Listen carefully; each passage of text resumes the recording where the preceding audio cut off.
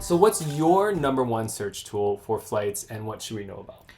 Google Flights is always my first step in flight research to see what flights are available and what the prices are. If you aren't familiar, Google Flights is not really a booking platform, it's an aggregator, meaning they take the airline prices from almost every airline in the world so that you can see them in one place. Does it fall short anywhere? Like, is it really the best place to go compared to, say, like Expedia or Kayak and other platforms?